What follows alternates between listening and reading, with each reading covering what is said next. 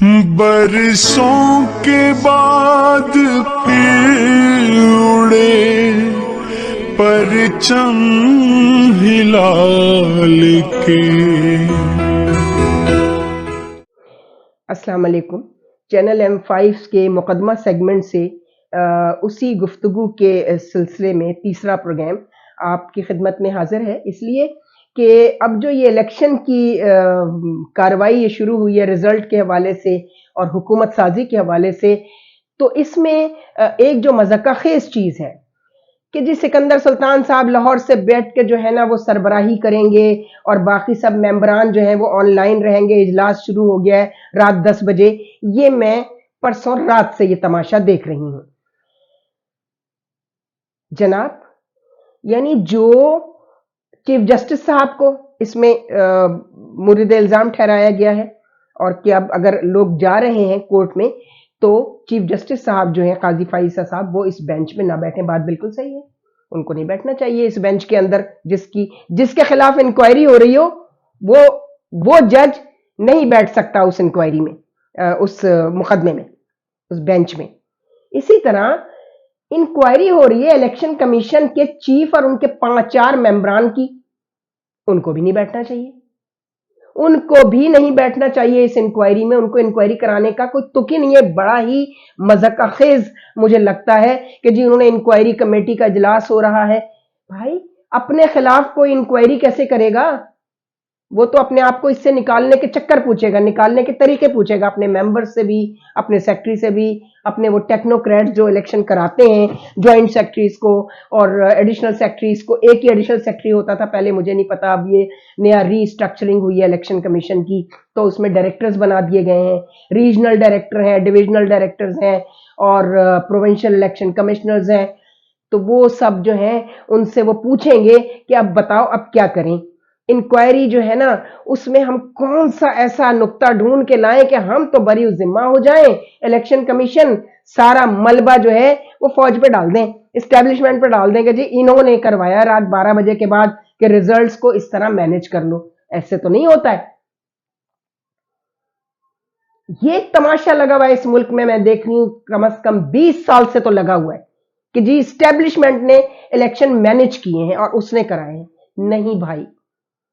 نہیں، میں آپ کو شاید ظفر ہلالی صاحب کے ساتھ 2 پروگرام میں نے اس پہ کیے تھے اور اس میں ہماری بنگلہ دیش ماڈل کے حوالے سے بھی بات ہوئی تھی۔ کہا ہمیشہ گیا، پیسے خرچ کیے گئے اور ان کو کانفرنسوں پہ بھیجا گیا، لوگوں کو بنگلہ دیش گئے اور وہاں سے ماڈل ان کا لے کر آئے۔ میں نے بھی وہ ماڈل دیکھا، مجھے بہت اپیل کیا، بہت زبردست ماڈل ہے ان کا۔ ہمارے ساتھ تھے نا وہ، آج سے 40-45 برس پہلے تک ہم کٹھے ہی تھے نا بھائی۔ بھٹو صاحب کی بددیانتی اقتدار کی بھوک نے انہیں ہم سے علیحدہ کیا، تو جب وہ ہمارے ساتھ تھے تو جو ہمارے یہاں پہلے ہوتا تھا وہ انہوں نے یہیں سے تو سیکھا تھا، وہ یہیں سے تو اسکلڈ ہو کر گئے تھے۔ پھر اب انہوں نے کیوں اپنے آپ کو ٹھیک کر لیا؟ کیسے ٹھیک کر لیا بنگلہ دیش نے اپنے آپ کو؟ اپنی اکانومی کو اتنا بہترین اکانومی بنا کر انہوں نے اس ریجن میں پیش کیا ہے، الیکشن کا نظام ان کا بہترین کہ لوگ اس کو بنگلہ دیش ماڈل کہنے لگے۔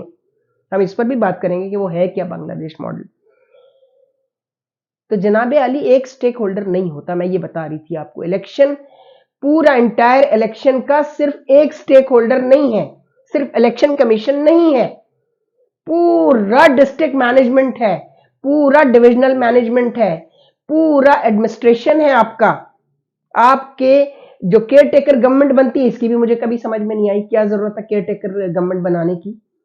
سیدھا سیدھا آپ الیکشن کمیشن کو کہیں کہ جی الیکشن کرانے، جب وہ دعوے یہ ہیں کہ ہم 90 دن میں الیکشن کرا دیتے ہیں، تو وہی چلیے 90 دن نہ صحیح 120 دن دیجئے الیکشن کمیشن کو اور کہیے کہ جی کرائیں الیکشن۔ سارا سال وہ الیکٹرل رولز کا پروگرام کرتے رہتے ہیں، رجسٹریشن آف ووٹرز کا، اس کے علاوہ بائی الیکشنز ہوتے رہتے ہیں، کوئی ایم این اے کوئی ایم پی اے انتقال کر جاتا ہے یا ڈسکوالیفائی ہو جاتا ہے کسی وجہ سے، تو اس کی سیٹ پر دوبارہ الیکشن ہوتا ہے، اس کو بائی الیکشن کہتے ہیں۔ تو سارا سال یہ پروسیس چلتا رہتا ہے۔ تو اسی میں آپ یہ کیوں نہیں کرتے ہیں کہ بھائی جو اسٹیبلشمنٹ ہے اس کو اس بدنامی سے نجات دلائیں اور یہ ایڈمٹ کریں کہ ہم بلاتے ہیں اسٹیبلشمنٹ کو، لکھتے ہیں خط فوج کو کہ ہمیں سیکیورٹی کے لیے پولیس کافی نہیں ہے، اس لیے آپ فوجی بھیج دیجیے، آپ فوجی بھیج دیجیے، بہت اچھی بات ہے۔ یہ تو آپ ایڈمٹ کرتے ہیں کہ آپ کی پولیس ناکام ہو چکی ہے، جبکہ ایسا تو نہیں ہے، ایسا نہیں ہے۔ اگر آپ پولیس کو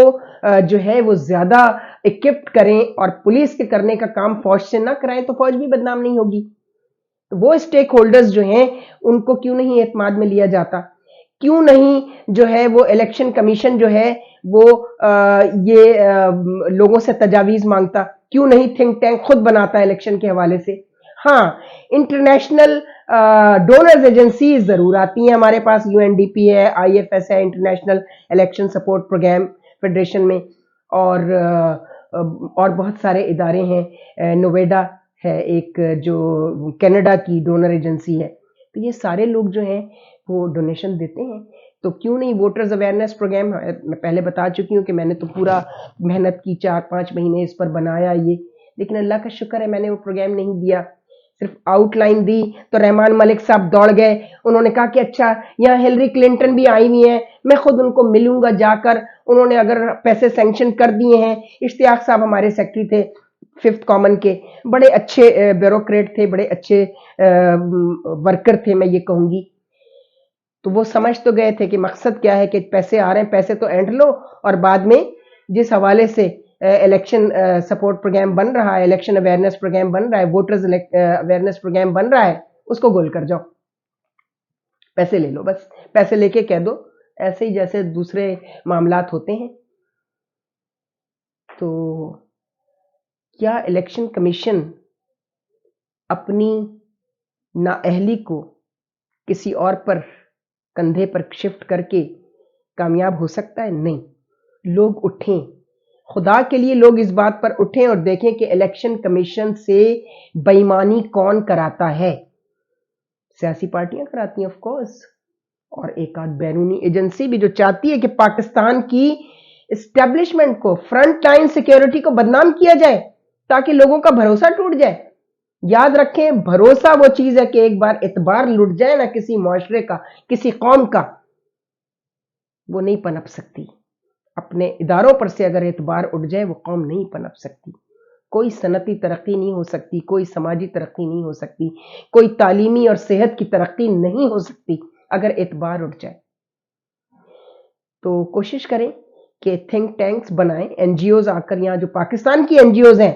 وہ ڈونر ایجنسی سے باہر کی پیسہ اینٹھنے اور سمیٹنے کے بجائے کو مشورہ کریں اسی فیلڈ کے، اسی ادارے کے جس کے لیے وہ کام کرتی ہیں، اس میں صحت ہے، تعلیم ہے، اس میں الیکشن کمیشن ہے، اس میں اور بہت سارے ادارے ہیں جن کے حوالے سے این جی اوز بنتی ہیں، تاکہ عوام کے فائدے کے لیے بناتے ہیں نا آپ کی این جی او کے آبجیکٹیوز میں کیا لکھا ہوتا ہے چارٹر میں، کہ آپ جو این جی او بنا رہے ہیں وہ اس لیے کہ حکومت کے اتنے وسائل نہیں ہوتے، تو ہم ڈونر ایجنسی کو کہتے ہیں کہ ہمیں ڈونیشن دو، اور اس کے بعد ہم عوام کو وہ فائدے پہنچا دیتے ہیں جو حکومت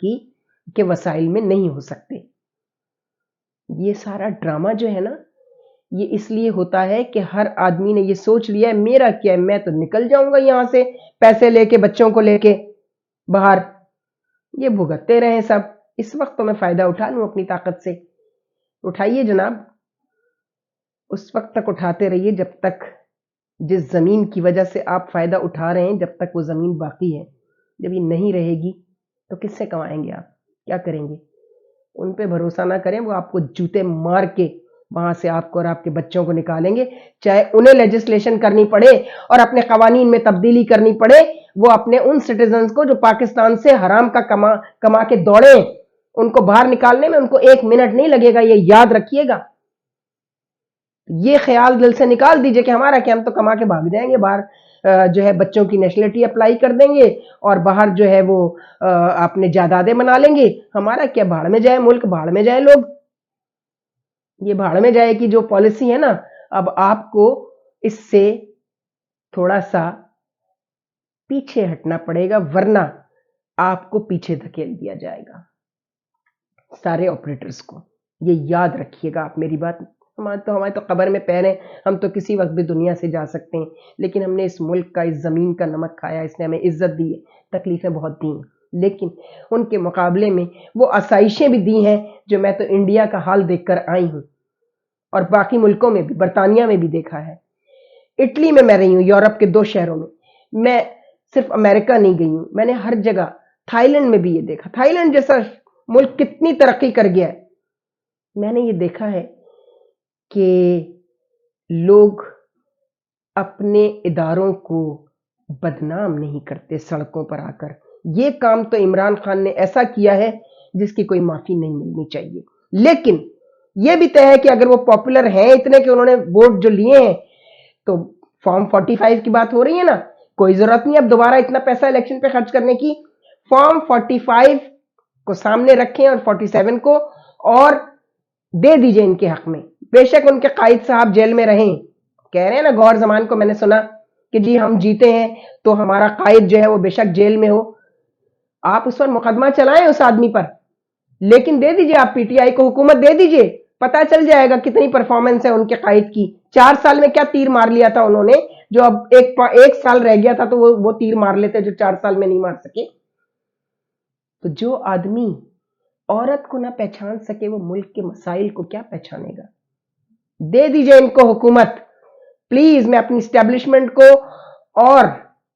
جتنے بھی مقتدر حلقے ہیں یہاں پر میں ان کو کہتی ہوں کہ ٹھیک ہے، جیسا یہ ابھی جو سینیٹر امریکن سینیٹر ہے باب کیسے، اور وہ بہت ڈیموکریٹک پارٹی کے ہیں، گورنمنٹ میں ہیں، سٹنگ گورنمنٹ میں ہیں، یہ بھی نہیں ہے کہ وہ کوئی اپوزیشن میں بیٹھے ہوں تو ان کو کوئی لالچ ہو کہ اگر وہ اگلی دفعہ جو بائیڈن کے بعد جو الیکشن ہوگا تو اس میں وہ اگر پاکستان کو جو ہے وہ اس کی فیور لینا چاہیں تو وہ، یا تھرڈ ورلڈ کی، تو وہ اس میں ان کے فیور میں بات کریں. نہیں، کافی آنیسٹ آدمی کہلاتے ہیں، پروفیشنلی آنیسٹ ہیں. باب کیسے نے یہ کہا ہے کہ یہ پہلی دفعہ ہمیں فیل ہو رہا ہے کہ یہ الیکشنز اسٹیبلشمنٹ نے اس میں کوئی گندگی نہیں کی ہے پاکستان کی. یہ سنگل ہینڈڈلی الیکشن کمیشن کے چیف اور ان کے 4 ممبرز، یہ ان کی کارستانی ہے کہ انہوں نے اتنا بڑا گھپلا کروا دیا یہ سوچ کر کہ ہم کچھ بھی کر لیں بدنام تو ہماری اسٹیبلشمنٹ ہوگی. تو انہوں نے کہا ہے کہ اس کی انکوائری کسی غیر جانبدار ادارے سے کرائی جائے. خود الیکشن کمیشن بیٹھ کے اس کی انکوائری نہ کرے. تم نے تو کرایا، تم اجلاس بلا کر کمیٹیاں بنا کر انکوائری کمیٹی، تم کسے بے وقوف بنا رہے ہو سکندر سلطان؟ نہیں، اس ملک کا جتنا انٹیلیجنشیا اور اکیڈیمیا ہے اور اس میں ان کو بھی شامل کریں، اسٹوڈنٹس کو شامل کریں، خواتین کو شامل کریں، ورکنگ ویمن کو شامل کریں، اور ان کے چھوٹے چھوٹے تھنک ٹینکس بنائیے 3 4 لوگوں پر مشتمل. وہ اپنی اپنی فائنڈنگز لکھیں، وہ بتائیں گے آپ کو کہ الیکشن کمیشن خود کتنا ذمہ دار ہے اس میں. وہ اسکول ٹیچرز جنہیں آپ پولنگ ایجنٹ کے طور پر بلاتے ہیں سینکڑوں کی تعداد میں، وہ اس کا حصہ ہوتے ہیں اس پروسیس کا. ان کو بھی شامل کیا جائے، ان سے ان کے ویوز لے لیے جائیں کہ کیا ہو رہا تھا بھائی، کھل کے بتائیں. اور یہ کام اسٹیبلشمنٹ کو کرنا پڑے گا، یہ کام فوج کے چیف کو کرنا پڑے گا، ورنہ فوج کی بدنامی جو ہے وہ اسی طرح جاری و ساری رہے گی. اور عمران خان صاحب جیسے سو کالڈ سوڈو انٹلیکچوئلز جو ہیں وہ اس کا فائدہ اٹھاتے رہیں گے اور اپنی نااہلی، اپنی نالائقی کو فوج کے کھاتے میں ڈالتے رہیں گے. بس یہی ہم نے کہنا تھا. اگر سمجھ میں آ جاتا ہے ٹھیک ہے، اور نہیں سمجھ میں آتا تو چلے جائیں گے کل. لیکن آنے والا وقت اس میں کوئی شاید آپ کو نہ سمجھائے، کوئی نہ سمجھائے آپ کو کہ آپ کو کیا کرنا ہے. مجھے افسوس ہوتا ہے کہ پنڈی کے جو کرتا دھرتا ہیں وہ اس معاملے میں آئی ایس پی آر کی ڈیوٹی نہیں لگاتے کہ وہ دیکھے کہ ہمیں کوئی سجیشن دے رہا ہے، ہمیں کوئی مشورہ دے رہا ہے ملک کے انٹرسٹ میں، اسٹیٹ کے انٹرسٹ میں، خود اسٹیبلشمنٹ کے انٹرسٹ میں، تو ہم اس کو سن لیں. ہم اس کی رپورٹ بنا کر D G I S P R اور D G I S P R صاحب جو ہیں وہ چیف صاحب کو سبمٹ کریں. ہمارے جو لوکل، میں بڑی ان سے امپریس تھی اور ابھی تک ہوں، چونکہ وہ بظاہر بہت اچھے انسان، بہت اچھے ہیں. بریگیڈیئر جارج جو سیکٹر انچارج ہیں لیکن وہ ان کے یہاں بھی کوئی ایسا پروونشل الیکشن سیل نہیں بنا ہوا ہے کسی پروونس میں بھی، کسی بھی ملٹری ایجنسی کے، سیکرٹ ایجنسی کے، جو اپنی اپنی رپورٹس مرتب کرے اور بتائے کہ بھائی کیا ہوا ہے، ہم کیوں خواہ میں بدنام ہوں، کھائے پیے کچھ نہیں اور گلاس توڑے 12 آنے، یہ کب تک چلتا رہے گا؟ تو ہم یہی کہیں گے کہ please I S P R کو، میں D G I S P R سے مخاطب ہوں کہ آپ اپنی رپورٹس بنا کر اپنے ڈی جی کو سبمٹ کریں، جتنے بھی brigadiers, colonel, major I S P R کے جنہوں نے الیکشن پروسیس کو دیکھا ہے. اور اب میڈیا انکلوڈنگ سوشل میڈیا باہر جو بیٹھا ہے وہ پیڈ ہے، جو یہاں کام کر رہا ہے اس میں سے زیادہ تر پیڈ نہیں ہے، اس لیے کہ ان کو خوف ہے کہ پکڑے جائیں گے تو پھر پیسہ ویسا جتنا کھایا اس سے زیادہ نکلوا لیا جائے گا. تو اس لیے مہربانی کریں آئی ایس پی آر ذرا فعال ہو جائے اور رپورٹس بنا کر اپنے جو ہیں وہ جی ایچ کیو کو، اپنے ہیڈ کوارٹر کو سبمٹ کریں کہ یہ جو کچھ ہو رہا ہے پروپیگنڈا، اس میں ہماری کہاں پر کمزوری ہے، ہم وہ کام کیوں نہیں کر پا رہے ہیں جو ہمیں بہت پہلے کر لینا چاہیے تھا. کوئی بات نہیں، دیر آیت درست آیت، آپ کر لیں. خدا حافظ. افسانہ ہستی ہم اپنے آقا کو سنائے جاتے ہیں، امید لگائے